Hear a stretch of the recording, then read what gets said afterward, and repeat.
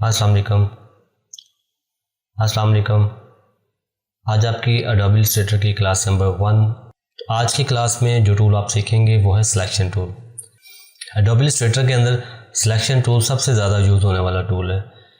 Selection tool की मदद से हम ऑब्जेक्ट को सिलेक्ट करते हैं और सिलेक्ट करने के बाद हम उसको स्ट्रोक ऐड कर सकते हैं, हम उसके अंदर कलर ऐड कर सकते हैं और इसके अलावा हम उसको रोटेट कर सकते हैं, डुप्लीकेट ले सकते हैं, उसको रीसाइज और रीपोजिशन कर सकते हैं। तो आप किसी शेप या ऑब्जेक्ट के साथ कोई भी काम करना चाहते हैं तो सबसे पहले आपको उस शेप या ऑब्जेक्ट को सिलेक्ट करना पड़ेगा, उसके बाद आप उसके अंदर एडिटिंग कर सकते हैं। लेट्स जंप इनटू इलस्ट्रेटर और मैं आपको सिखाता हूँ कि इलस्ट्रेटर के अंदर सिलेक्शन टूल कैसे काम करता है।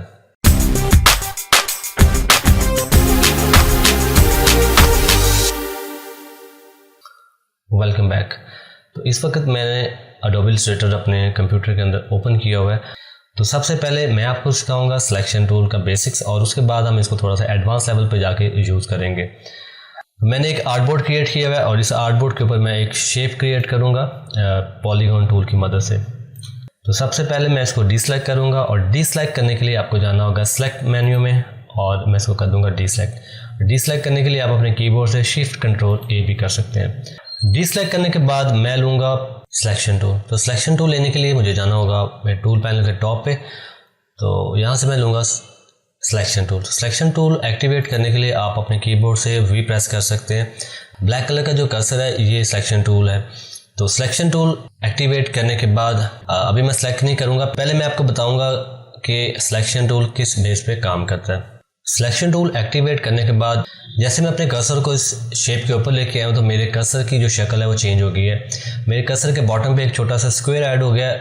इट्स मीन्स कि अब मैं इस ऑब्जेक्ट के ऊपर क्लिक करके इसको सेलेक्ट कर सकता हूँ। तो जैसे मैं इसके ऊपर क्लिक करूँगा तो ये मेरा ऑब्जेक्ट जो है वो इस वक्त सिलेक्टेड है। तो सिलेक्ट करने के साथ ही मेरे आर्टबोर्ड के ऊपर दो चेंजेस हुए हैं। तो यहाँ पे मेरे कर्सर के अंदर एक रेक्टेंगल शेप क्रिएट हो गई है। तो ये इस चीज़ को शो करता है कि ये ऑब्जेक्ट इस वक्त सिलेक्टेड है। और दूसरी चेंजिंग जो है वो मेरे बॉक्स के बाहर जो है वो एक बाउंडिंग बॉक्स जो है वो ऐड हो गया। तो ये बाउंडिंग बॉक्स जो है ये आपको आपकी शेप को कंट्रोल करने में हेल्प करता है। तो इस बाउंडिंग बॉक्स की मदद से आप इस शेप को कंट्रोल करेंगे। तो इस बाउंडिंग बॉक्स में 8 पॉइंट्स होते हैं। तो इन 8 पॉइंट्स की मदद से आप इस शेप को जो है वो कंट्रोल करते हैं। तो 2 आपकी विड्थ वाइज होते हैं, 2 हाइट वाइज होते हैं और बाकी जो 4 हैं कंट्रोल पॉइंट्स वो आपके कॉर्नर्स पे होते हैं। तो अगर आप लोगों को ये बाउंडिंग बॉक्स नज़र नहीं आया तो आपने व्यू में जाना है और आपने यहाँ पे कर देना है शो बाउंडिंग बॉक्स। इस वक्त मेरा शो हो रहा है इसलिए यहाँ पे आ रहा है हाइट बाउंडिंग बॉक्स और इसकी शॉर्ट की जो है वो शिफ्ट कंट्रोल बी है। तो जैसे मैं अपने कर्सर को टॉप सेंटर पॉइंट पे लेके जाऊंगा तो मेरा जो कर्सर है वो डबल एरो के अंदर तब्दील हो गया। तो ये इस चीज़ को शो करता है कि इसको आप नीचे ला के भी रिसाइज कर सकते हैं और इसको बाहर भी निकाल सकते हैं। तो अगर मैं इसको नीचे लेके आना चाहता हूँ तो मैं नीचे ला सकता हूँ। अगर इसको मैं इसके साइज़ को बाहर को बढ़ाना चाह रहा हूँ ऊपर को तो मैं ऊपर को भी बढ़ा सकता हूँ। इसी तरह जो आपके तो राइट कंट्रोल पॉइंट से आप राइट साइड को साइज़ को बढ़ा सकते हैं और जो लेफ़्ट साइड वाला है उसको आप लेफ़्ट साइड को बढ़ा सकते हैं और अंदर भी कर सकते हैं। इसी तरह अगर मैं टॉप राइट साइड वाले जो मेरा पॉइंट्स है बाइंडिंग बॉक्स है उसके ऊपर क्लिक करता हूँ तो मैं टॉप राइट कॉर्नर से बाएं की तरफ ड्रैग कर सकते हैं। एक चीज़ आपने याद रखनी है कि आप इसके साइज़ को इंक्रीज़ या डिक्रीज उस वक्त कर सकते हैं जब आपका जो कर्सर है वो डबल एरो के अंदर कन्वर्टेड हो। अगर उसके अलावा आप करेंगे तो ये साइज़ चेंज नहीं करेगा। अगर सिंपल आपका एरो तो सिर्फ आप इसको जस्ट रीपोजिशन कर सकते हैं।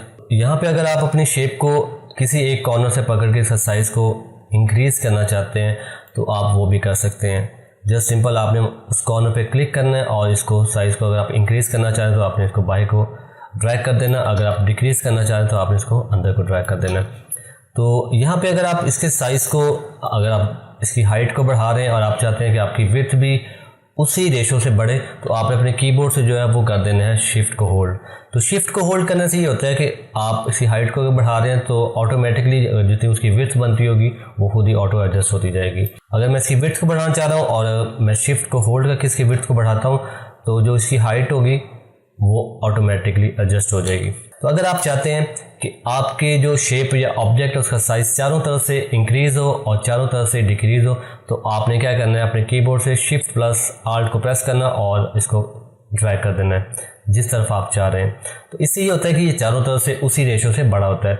इसको हम ग्राफिक्स लैंग्वेज में प्रोपोर्शनली बड़ा या छोटा करना कहते हैं। तो नाउ मैं आपको सिखाता हूँ कि कैसे आप किसी ऑब्जेक्ट जो है सिलेक्शन टूल के साथ रोटेट करते हैं।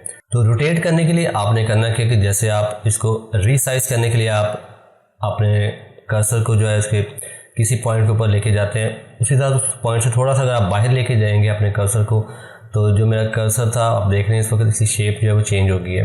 अब ये कन्वर्ट हो गया राउंड एरो के अंदर। तो जब भी ये राउंड एरो के अंदर कन्वर्ट होगा, इट्स मीन्स कि अब आप इस शेप को जो है वो रोटेट कर सकते हैं। तो रोटेट आप इसको क्लॉकवाइज और एंटी क्लॉकवाइज दोनों तरफ कर सकते हैं। इसको रोटेट करेंगे तो आपको साथ में जो है वो एंगल भी शो होगा कि आपने इतने एंगल पे इसको रोटेट कर दिया है। तो जहाँ पे जिस एंगल पे आप चाह रहे हैं वहाँ पे लाके आप इसको छोड़ दें और ये उतना रोटेट हो जाएगा। तो आपने ये चीज़ याद रखनी है कि अगर आप किसी शेप को या ऑब्जेक्ट को रोटेट करना चाह रहे हैं 45 डिग्री एंगल पे, तो आपने जस्ट शिफ्ट को होल्ड करना है और आपने उस तरफ इसको रोटेट कर देना है।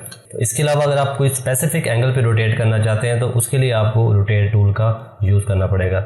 आने वाली वीडियोज़ में इंशाल्लाह आपको रोटेट टूल के ऊपर भी एक प्रॉपर वीडियो बना के दूंगा, जिसकी मदद से आप जो है रोटेट टूल को बेसिक से लेके एडवांस लेवल तक यूज़ करना जो है वो सीखेंगे। तो चलें अब मैं आपको सिखाता हूँ कैसे आप किसी ऑब्जेक्ट को डुप्लीकेट करते हैं एडोबी इलस्ट्रेटर के अंदर।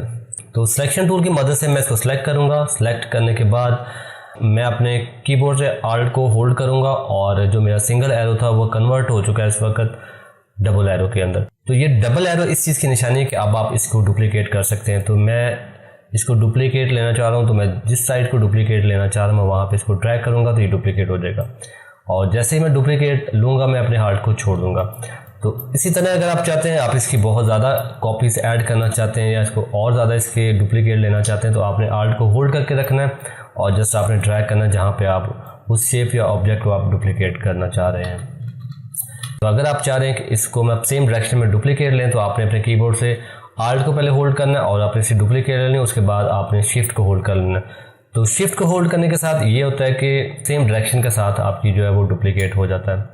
इसी तरह अगर आप इसकी मज़ीद रिपीट से या इसके आगे इसको मज़ीद डुप्लीकेट करना चाहते हैं तो आपने अपने कीबोर्ड से कंट्रोल डी करना है, तो इसकी जो है वो डुप्लीकेट होती जाएंगी सेम डिस्टेंस के साथ, जितना डिस्टेंस आपने पहले से दूसरी शेप के दरमियान में रखा था।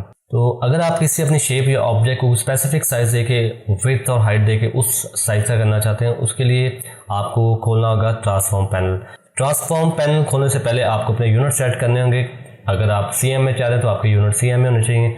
अगर आप इंचेस में करना चाह रहे हैं तो आपके जो यूनिट है वो इंचेस में होने चाहिए। तो यूनिट को सेट करने के दो तरीके हैं। तो एक ही आप अपने रूलर पे जाकर राइट क्लिक करें तो आपके पास जो है वो आपके पॉइंट्स आ जाएंगे। तो यहाँ पे आपने सेलेक्ट करना है कि आपको इंचेस में चाहिए, सेंटीमीटर में चाहिए और मिलीमीटर में चाहिए, तो आप वो सेलेक्ट करें। इसके अलावा आप एडिट में जाएँ और प्रेफरेंसेस में जाके आप जर्नल पे क्लिक करें। तो इसकी शॉर्ट की कंट्रोल कमांड की है। उसके बाद यहाँ पे आपको अगर आप उसको इंचेस में, सेंटीमीटर या मिलीमीटर जिसमें भी आप रखना चाह रहे हैं उस चीज़ को आप सेलेक्ट कर देंगे और ओके कर देंगे। तो इसके बाद आपने खोलना है ट्रांसफॉर्म पैनल। तो वो ट्रांसफॉर्म पैनल खोलने के लिए आपको जाना पड़ेगा विंडो के अंदर। विंडो में जाने के बाद आपने लेना है ट्रांसफॉर्म पैनल। तो ट्रांसफॉर्म पैनल आपको मिलेगा यहाँ पे, इसके ऊपर आप क्लिक कर दें तो इसकी शॉर्ट की है वो है शिफ्ट प्लस F8। तो शिफ्ट प्लस F8 आप प्रेस करते हैं तो आपके पास आपका ट्रांसफॉर्म पैनल ओपन हो जाता है। तो यहाँ पे मेरा ट्रांसफॉर्म पैनल ओपन हो गया। इस वक्त यहाँ पे बिल्कुल ब्लैंक है। तो यहाँ पे अगर मैं इसका साइज़ 5 इंच बाय 5 इंच का करना चाहता हूँ तो मैं 5 इंच विड्थ दूँगा और 5 इंच हाइट दूँगा, तो ये साइज़ हो जाएगा। तो यहाँ पे मैं आपको एक चीज़ और बता दूं कि अगर आप यहाँ पे चाहते हैं कि एक डिमेंशन आप दें और दूसरी खुद ही ऑटो जनरेट हो जाए, तो सबसे पहले आपने इस ऑप्शन को ऑन कर देना है। तो इसको ऑन करने के बाद आप एक डिमेंशन देंगे और जो दूसरी वाली डिमेंशन या साइज़ होगा वो इलस्ट्रेटर ऑटो जनरेट कर देगा। लाइक इसको मैं 5 इंचेस देता हूँ और उसके बाद मैं एंटर कर देता हूँ, तो आप देखें कि जो हाइट है वो ऑटो जनरेट हो गई है। तो इसको मैनुअली आप कैसे रीसाइज कर सकते हैं ये मैंने आपको इससे पहले बता दिया है। तो नाउ मैं आपको बताता हूँ कि हम ऑब्जेक्ट को ग्रुप कैसे करते हैं। ग्रुप वाली ऑप्शंस को डिस्कस करने से पहले मैं आपको बताऊँ कि हम ग्रुप करते क्यों हैं। तो बेसिकली हम मल्टीपल ऑब्जेक्ट को सिलेक्ट करते हैं और सिलेक्ट करने के बाद हमको ग्रुप बनाते हैं। बेसिकली हम ग्रुप इसलिए बनाते हैं कि हमारा टाइम सेव हो। अगर आपके पास 5 ऑब्जेक्ट या शेप्स हैं तो उनको अगर आप कलर चेंज करना चाहते हैं या आप उनको रीपोजिशन करना चाहते हैं तो आपको मैनुअली हर दफ़ा उनको सेलेक्ट करना पड़ेगा। सेलेक्ट करने के बाद आपको उनका कलर या उनको साइज़ जो है वो देना पड़ेगा। तो इसकी बजाय अगर आप उनको ग्रुप में कन्वर्ट कर देते हैं ऑब्जेक्ट को सिलेक्ट करके, तो आप जब भी किसी एक चीज़ के ऊपर क्लिक करेंगे तो वो सारे ऑब्जेक्ट सेलेक्ट हो जाएंगे जिनको आपने एक ग्रुप किया होगा। तो सिर्फ हम जस्ट एक ग्रुप ही नहीं बना सकते, हम एक ग्रुप के अंदर मजीद ग्रुप जो है वो ऐड कर सकते हैं और ग्रुप्स के अंदर ऑब्जेक्ट भी ऐड कर सकते हैं। तो चलें मैं आपको फिजिकली करके दिखा देता हूँ कि वो कैसे होता है। तो मैं इस ऑब्जेक्ट की डुप्लीकेट लूँगा और डुप्लीकेट लेने के बाद मैं एक और शेप क्रिएट करूँगा, रेक्टेंगल शेप। तो रेक्टेंगल शेप क्रिएट करने के बाद मैं लूँगा एलिप्स टूल और मैं यहाँ पे एक सर्कल क्रिएट करूँगा। तो इस वक्त मेरे पास 4 शेप्स जो है वो मेरे आर्टबोर्ड के ऊपर हैं। तो मैं इन चारों शेप्स का कलर चेंज करना चाहता हूँ। तो एक बेसिक चीज़ है ग्राफिक डिज़ाइनिंग के सॉफ्टवेयर की, जब तक आप किसी चीज़ को सिलेक्ट नहीं करते हैं तो तब तक उसके कलर को चेंज नहीं कर सकते हैं, या कोई भी चीज़ आप उसके अंदर ऐड करना चाह रहे हैं वो नहीं कर सकते। तो कोई भी चेंजेस अगर आप उसके अंदर करना चाह रहे हैं ऑब्जेक्ट में, शेप में, वो आप नहीं कर सकते जब तक आप उसको सिलेक्ट नहीं करेंगे। तो यहाँ पे मैं आपको एक चीज़ और बता दूँ कि आप मल्टीपल ऑब्जेक्ट को 2 तरह से सिलेक्ट कर सकते हैं, एक क्लिक करके और दूसरा जो है वो ड्रैग करके। तो क्लिक करने के लिए आपको क्या करना होगा, आपको इस ऑब्जेक्ट के ऊपर क्लिक करना है और इसके बाद आपने जब सेकंड ऑब्जेक्ट को सिलेक्शन में ऐड करना है तो आपने अपने कीबोर्ड से शिफ्ट को होल्ड करना है। तो जैसे मैं शिफ्ट को होल्ड करूंगा और क्लिक करूंगा तो मेरे 2 जो ऑब्जेक्ट हैं वो सिलेक्ट हो चुके हैं। तो मेरे 2 शेप्स जो है वो सिलेक्ट हो गई हैं। उसके बाद अगर मैं इसी सिलेक्शन के अंदर तीसरे ऑब्जेक्ट को ऐड करना चाहता हूँ तो मैं शिफ्ट को होल्ड करके रखूँगा और दोबारा क्लिक कर दूँगा। तो इस वक्त मेरी 3 शेप्स ऐड हो गई हैं। और तो अगर मैंने 4th शेप को ऐड करना है तो वही सेम प्रोसेस में दोबारा करूँगा, शिफ्ट को होल्ड करके रखूँगा और क्लिक कर दूँगा इसके ऊपर अपने माउस के लेफ़्ट क्लिक के साथ। तो इस वक्त मेरी 4 शेप्स जो है वो सिलेक्ट हो चुकी हैं। अब मैं इनका कलर चेंज कर सकता हूँ, मैं इनको रीसाइज कर सकता हूँ। तो इनका साइज़ मैं थोड़ा छोटा कर देता हूँ, थोड़ा साइज़ बड़ा हो गया। तो अगर मैं इनको यहाँ से सेलेक्ट करके अगर मैं आगे लेके जाता हूँ तो मुझे दोबारा से क्या करना होगा, इन सब शेप्स को जब सेलेक्ट करना पड़ेगा और मैं इनको मूव करता हूँ। तो इसकी जगह अगर मैं इनका ग्रुप बना दूं इन 4 ऑब्जेक्ट का, ये शेप्स का, तो मैं किसी एक ऑब्जेक्ट के ऊपर क्लिक करूंगा और मैं इन चारों शेप्स को जहां चाहूँ मूव कर सकता हूं। अगर मैं इनके अंदर स्ट्रोक ऐड करना चाहता हूं वो कर सकता हूं। अगर मैं इनका कलर चेंज करना चाहता हूं तो मैं किसी भी वक्त किसी एक ऑब्जेक्ट के ऊपर क्लिक करके मैं वो सब काम कर सकता हूँ। तो ग्रुप करने के लिए आपको अपने माउस से राइट क्लिक करना होगा और यहाँ पे आपको मिलेगी ग्रुप की ऑप्शन और ये ग्रुप हो जाएगा। तो इसके अलावा आपको जाना होगा ऑब्जेक्ट मेन्यू में और यहाँ पे आपको मिलेगा ग्रुप की ऑप्शन। तो ग्रुप के लिए आप कंट्रोल कमांड G भी कर सकते हैं। तो ये तो मैंने प्रोसेस बता दिया कि कैसे आप एक ग्रुप के अंदर चीज़ों को ऐड करते हैं या शेप्स को ऐड करते हैं। तो इसके अलावा अगर आप इसमें से कोई शेप निकालना चाहते हैं तो वो कैसे निकालेंगे, तो चलिए मैं आपको वो भी बता देता हूँ। तो आपने अपने माउस से राइट क्लिक करना है और यहाँ पे आपको मिलेगी अनग्रुप की ऑप्शन। तो आपका अनग्रुप हो गया। अगर दोबारा मैं किसी शेप या ऑब्जेक्ट को इस सिलेक्शन में से निकालना चाहता हूँ तो मुझे वही प्रोसेस दोबारा करना होगा। तो अब मैं यहाँ से इस रेक्टेंगल शेप को निकालना चाह रहा हूँ तो मैं यहाँ पे शिफ्ट के साथ क्लिक करूँगा तो ये जो है शेप डिसलेक्ट हो गई है। अब मैं दोबारा इसको ग्रुप कर सकता हूँ। अगर मैं यहाँ से सर्कल को भी माइनस करना चाह रहा हूँ तो मैं इसको पे क्लिक करूँगा तो ये चीज़ भी जो है यहाँ से डिसलेक्ट हो गई। इस वक्त 2 शेप्स जो है मेरे पास सिलेक्टेड है। तो दूसरा तरीका है कि आप सिलेक्शन लेके जो है मल्टीपल ऑब्जेक्ट को सिलेक्ट कर सकते हैं। तो इस सिलेक्शन के अंदर आपके जो भी ऑब्जेक्ट आएगा वो सिलेक्ट हो जाएगा। ज़रूरी नहीं कि आपकी सिलेक्शन के अंदर जो है वो पूरा ऑब्जेक्ट है। अगर आपकी सिलेक्शन के साथ किसी ऑब्जेक्ट की बाउंड्री टच भी हो जाएगी तो वो भी सिलेक्ट हो जाएगा। लाइक अगर मैं यहाँ से सिलेक्शन लेता हूँ तो ये जो इस वक्त आपके पास, तो इस वक्त मेरे पास जो हेक्सागोन शेप है इसका जस्ट एक कॉर्नर जो है वो मेरे सिलेक्शन के साथ टच हुआ है। तो मैं यहाँ पर छोड़ूंगा और जब मैं डिलीट करके देखूंगा तो ये सिलेक्ट हो चुका है इस वक्त। तो इस तरह आप मल्टीपल ऑब्जेक्ट को अपनी सिलेक्शन में ऐड भी कर सकते हैं और सिलेक्शन से निकाल भी सकते हैं। तो इसको मैं ग्रुप कर देता हूँ और ग्रुप करने के बाद जो है मैं दोबारा इसकी डुप्लीकेट लेता हूँ और डुप्लीकेट लेने के बाद एक ग्रुप के मैंने 3 डुप्लीकेट ले लिए। अब ये आपके पास 3 ग्रुप्स हैं। अब मैं सिलेक्शन के साथ इन तीनों ग्रुप्स को सिलेक्ट करूँगा और राइट क्लिक करके ग्रुप कर दूँगा। और अगर यहाँ पे मैं इन तीनों ग्रुप्स के अंदर कोई शेप या कोई ऑब्जेक्ट ऐड करना चाहता हूँ तो दोबारा जो है मैं जस्ट यहाँ पे शेप क्रिएट करूँगा और इन ग्रुप्स को सिलेक्ट करके मैं ग्रुप कर दूँगा। इस तरह आप मल्टीपल ऑब्जेक्ट को ग्रुप में कन्वर्ट करते हैं और ग्रुप्स के अंदर मज़ीद ग्रुप्स को भी ऐड कर सकते हैं। और इसके अलावा अगर ग्रुप्स के अंदर आप कोई ऑब्जेक्ट या शेप ऐड करना चाहें तो वो भी कर सकते हैं। तो यहाँ तक था इसका बेसिक्स। आई होप कि आप लोगों को जो मैंने सिखाया वो आप लोगों को समझ आ गया होगा। अगर कोई चीज़ आपको समझ नहीं आई तो उसके लिए आप मेरी वीडियो के नीचे कमेंट करके पूछ सकते हैं। तो नाउ मैं आपको इसका थोड़ा सा एडवांस लेवल भी सिखा देता हूँ। तो यहाँ तक मैंने आपको बेसिक शेप्स के साथ सेलेक्ट करना, रोटेट करना, साइज़ इंक्रीज़ करना, डिक्रीज़ करना और रीपोजिशन करना, वो मैंने आपको बेसिक शेप्स के साथ बता दिया कि आप कैसे कर सकते हैं। तो अब मैं थोड़ा सा आपको इसका एडवांस लेवल सिखाऊंगा। यहाँ पे मैंने आर्टबोर्ड के ऊपर एक छोटी सी ड्राइंग क्रिएट की है, तो इस ड्राइंग की मैं हेल्प लूँगा आप लोगों को मज़ीद एक्सप्लेन करने के लिए सिलेक्शन टूल को। तो यहाँ पे आपके पास एक फ्लावर है, रेनबो है और कुछ जो है क्लाउड्स हैं। तो इनको हम जो है वो रीसाइज करेंगे, इनको हम डुप्लीकेट करेंगे, रीपोजिशन करेंगे और इस तरह जो भी आपको मैंने पहले प्रैक्टिस करवाई है वो सारी हम इसके ऊपर करेंगे। हो सकता है कुछ लोगों को मेरा पहले बेसिक शेप वाला मेथड पसंद नहीं है, उनको ये वाला पसंद आ जाए या समझ आ जाए। तो यहाँ पे मेरे पास एक फ्लावर है, तो इस फ्लावर को मैं जो है वो डुप्लीकेट करूँगा और उनका कलर चेंज करूँगा। तो डुप्लीकेट करने के लिए मुझे सबसे पहले इनको सेलेक्ट करना पड़ेगा। तो सेलेक्ट करने के लिए सेम मेथड जो पहले मैंने आपको बेसिक शेप्स के साथ बताया वो वही करना पड़ेगा। तो इनको मैं सेलेक्ट करूँगा और सिलेक्शन टूल की मदद से मैं इनको सेलेक्ट करके रीसाइज करूँगा, रीपोजिशन करूँगा और इनके कलर्स चेंज करूँगा। ओके, तो मैं एक फर्स्ट पैटल पे क्लिक करता हूँ और उसके बाद इसी तरह मैं बाकी जो मेरी पैटल्स हैं उनको मैं अपने सिलेक्शन के अंदर ऐड कर लेता हूँ। सेलेक्ट करने के बाद मैं अंदर वाले पोर्शन को लूँगा और इसके बाद लीव्स और इस शाह को भी इसके अंदर ऐड कर दूँगा। सिलेक्शन लेने के बाद मैं इसको ग्रुप कर दूँगा और डिलीट करके चेक करूँगा कि ये मेरा फ्लावर जो है वो सिलेक्ट हो चुका है। तो सिलेक्ट करने के बाद मैं इसकी डुप्लीकेट लूँगा। डुप्लीकेट लेने के लिए मैं अपने कीबोर्ड से आल्ट की प्रेस करूँगा और यहाँ पे लाके मैं इसको छोड़ दूँगा। तो यहाँ पे मैं इसका साइज़ जो है थोड़ा सा छोटा करना चाह रहा हूँ। तो अगर मैं अपनी शिफ्ट को होल्ड नहीं करता तो देखिए मेरी जो फ्लावर का साइज़ है वो ख़राब हो रहा है। तो यहाँ पे मैं क्या करूँगा, अपने कीबोर्ड से शिफ्ट की को होल्ड करूँगा और इसको साइज़ को छोटा कर दूँगा। तो यहाँ पे इसकी पोजीशन मैं चेंज करूँगा, इसको मैं रिफ्लेक्ट कर दूँगा। इसका मैं चाह रहा हूँ कि इसका फेस जो है वो दूसरे फ्लावर की तरफ हो जाए। तो मैं जाऊँगा ट्रांसफॉर्म में, रिफ्लेक्ट में और यहाँ पे जाके मैं इसको दूंगा वर्टिकल एंगल और ओके कर दूंगा। तो ये इसका जो है फेस चेंज हो चुका है इस वक्त।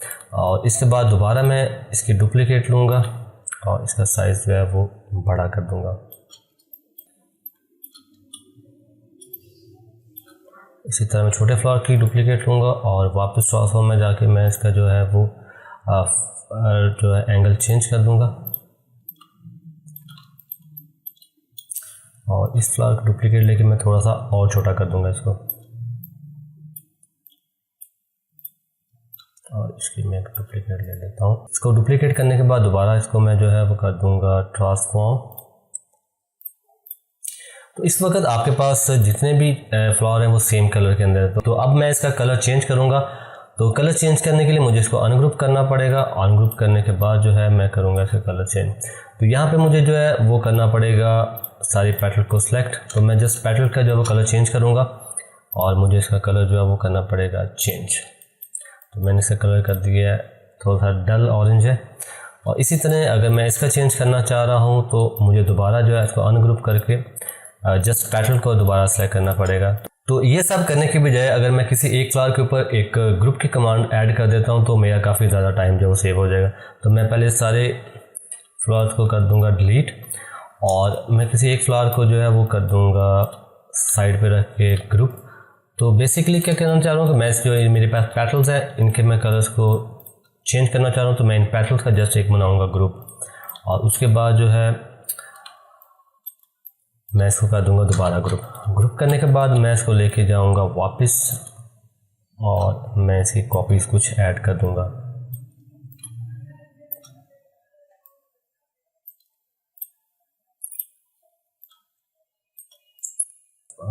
इसको मैं कर दूंगा रिफ्लेक्ट। तो यहाँ पे जो है वो मेरा टाइम बहुत ज़्यादा सेव हो जाएगा। मुझे क्या करना है, मैं जस्ट अनग्रुप करूँगा और इस पैटल्स के ऊपर क्लिक करूँगा और इनका कलर जो है वो कर दूंगा मैं चेंज। तो यहाँ पे मैं इसको भी अनग्रुप कर दूंगा और मैं जाऊँगा कलर स्वैचेस के अंदर और यहाँ से मैं इसका कलर कर दूंगा चेंज। लाइट ग्रीन कर लेते हैं। इसी तरह आप जो है वो इसको मैं पर्पल कर दूंगा,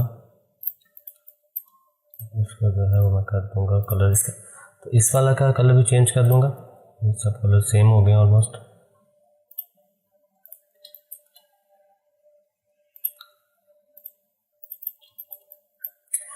तो यहाँ पे मैंने फ्लावर्स की जो है वो डुप्लीकेट ले ली, उनको रीसाइज किया है। तो यहाँ पे आप इनको रोटेट भी कर सकते हैं, मुझे यहाँ पे कोई ज़रूरत नहीं फील हो रही। तो अब मैं इस क्लाउड्स को ऐड करना चाह रहा हूँ, तो मैं अपने आल्ट की को प्रेस करके इसे क्लाउड्स ऐड कर दूँगा कुछ यहाँ पे, और शेप्स भी चेंज कर सकता हूँ।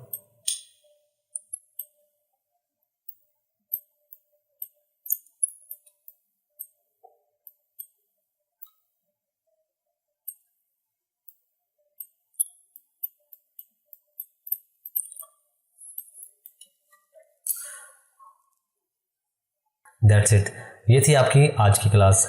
आई होप कि आप लोगों को मेरी आज की वीडियो पसंद आएगी। अगर आप लोगों को मेरी आज की वीडियो पसंद आए तो इसको लाइक कर दीजिए, अपने फ्रेंड्स में शेयर कर दीजिए, और इसके अलावा अगर अभी तक आपने मेरे चैनल को सब्सक्राइब नहीं किया इसको सब्सक्राइब कर लीजिए। तो अगर आप इलस्ट्रेटर सीखना चाहते हैं तो मेरे चैनल को आपने सब्सक्राइब कर लेना है, ताकि आप मेरी आने वाली वीडियोज़ को ऑन टाइम देख सकें। आज के लिए इतना ही, दोबारा मुलाकात होगी नेक्स्ट क्लास के अंदर। तब तक के लिए अपना बहुत ज़्यादा ख्याल रखिएगा। अल्लाह हाफिज़।